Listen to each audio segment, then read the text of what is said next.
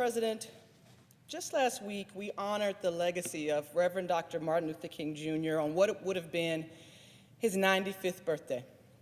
Today, misfortune touches the King family again with the passing of Reverend King's youngest son, Dexter Scott King.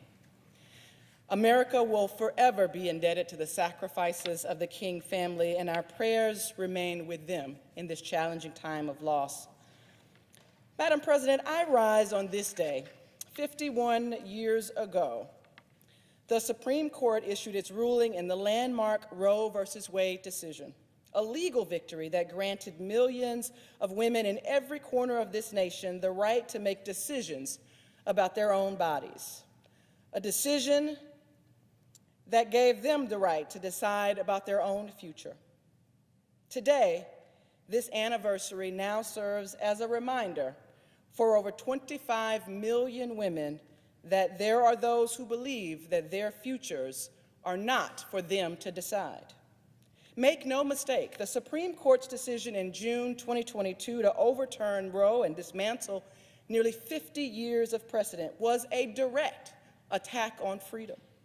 We now live in an era where our children, including my 9-year-old, are less free than their mothers and grandmothers before them. The Supreme Court's decision in Dobbs will indeed have repercussions that will be felt for generations to come. It is shameful that current and future generations are being saddled with fighting the same battles that their grandparents fought, the very battles that their parents thought were already won. The American spirit once meant that each generation was determined, if not obligated, to advance freedom and opportunity for the next.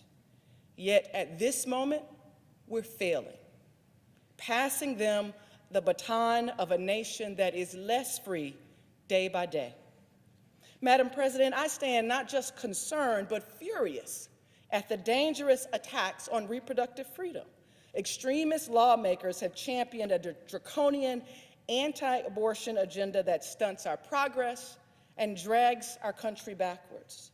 Legislators that are responsible for the ban of some or all abortion care in 21 states, leaving 1 in 3 women without the ability to get the care they need where they live.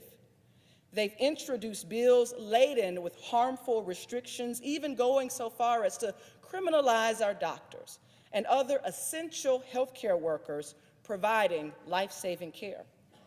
And the impacts of these restrictions are not felt equally. Women of color and women of lower socioeconomic status are disproportionately burdened by these restrictions.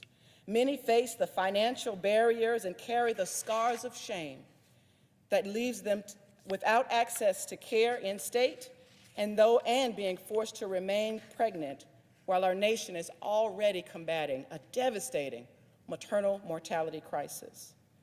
These intentionally harmful policies have targeted women, they've targeted healthcare providers, they've become tools of division, dismantling the trust between colleagues and neighbors, afraid to seek support or advice for fear of retribution, all in an effort to send the undeniable message that there are those who will stop at nothing to cut off a patient's right to decide for themselves. But just as these policies serve to undermine our democracy and right of people to make decisions about our own bodies, the American people have shown that they stand on the side of freedom. Ever since the Dobbs decision, Americans all over the country and a varied political party have spoken at every opportunity they've had in staunch opposition to these attacks on their reproductive freedom. In states like Ohio and Kentucky and Montana, people have stood up and turned out in favor of reproductive rights. And in my home state, Californians overwhelmingly decided to amend the state constitution, enshrining the right to abortion care into state law. Madam President, standing with the majority of the people in my state and states all across this country, I join my colleagues as a proud co-sponsor of legislation like the Right to Contraception Act, the Freedom to Travel for Healthcare Act, and numerous other policies that would safeguard reproductive freedom. That includes the Women's Health Protection Act, which would ensure access to comprehensive reproductive health care options, including abortion, across the country. In closing, the American people have been clear. Their doctors' offices, and their health care decisions are a freedom they will stand to protect. So I invite my colleagues to stand on the right side of history by supporting critical legislation that protects access to reproductive care. The next generation is counting on us to ensure that they inherit a future with the same rights as generations before them. So today and every day, I stand ready to do just that.